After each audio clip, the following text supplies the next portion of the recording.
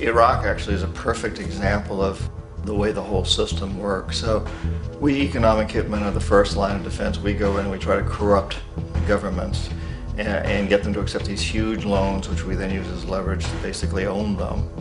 If we fail, as I failed in Panama with Omar Torrijos and in Ecuador with Jaime Roldos, men who refuse to be corrupted, then the second line of defense is we send in the jackals. And the jackals either overthrow governments or they assassinate.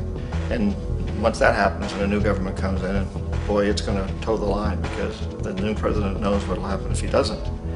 In the case of Iraq, both of those things failed. Economic hitmen were not able to get through to Saddam Hussein. We tried very hard. We tried to get him to accept a deal very similar to what the House of Saud had accepted in Saudi Arabia, but he wouldn't accept it. And so the jackals went in to take him out. They couldn't do it. His security was very good.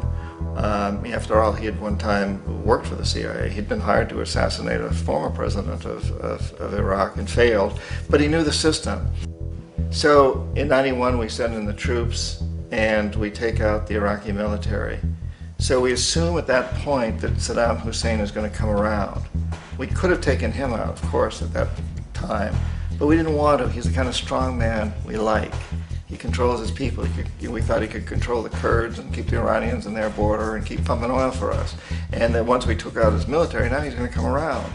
So the economic hitmen go back in the 90s without success. If they'd had success, he'd still be running the country. We'd be selling him all the fighter jets he wants and everything else he wants. But they couldn't, they didn't have success.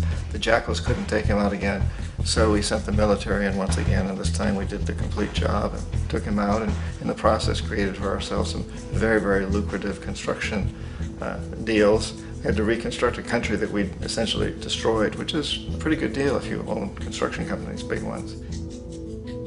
So, Iraq shows the three stages.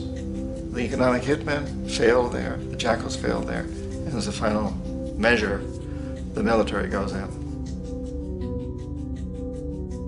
And in that way, we've really created an empire, but we've done it very, very subtly. It's clandestine. All the empires of the past were built on the military, and everybody knew they were building them. So the British knew they were building them, the French, the Germans, the Romans, the Greeks.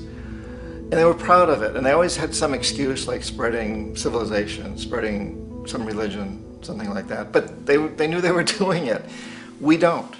The majority of the people in the United States have no idea that we're living off the benefits of a clandestine empire, that today there's more slavery in the world than ever before.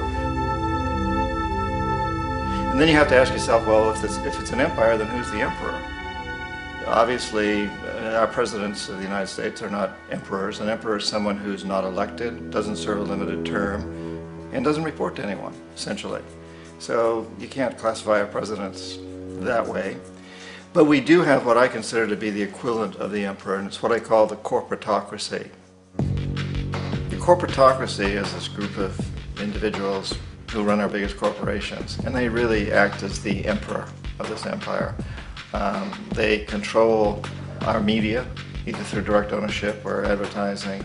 They control most of our politicians because they finance their campaigns, either through their corporations or through personal contributions that come out of the corporations.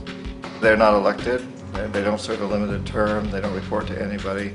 And at the very top of the corporatocracy, you really can't tell whether a person's working for a private corporation or the government because they're always moving back and forth. So, you've got a guy who one moment is the president of a big construction company like Halliburton, and the next moment he's vice president of the United States, or the president who was in the oil business. And this is true whether you've got Democrats or Republicans in the office. You have the moving back and forth through the revolving door. And in a way, our government is invisible a lot of the time, and its policies are carried out by our corporations on one level or another. And then again, the policies of the government are basically forged by the corporatocracy and then presented to the government. They become government policy. So it's an incredibly cozy relationship.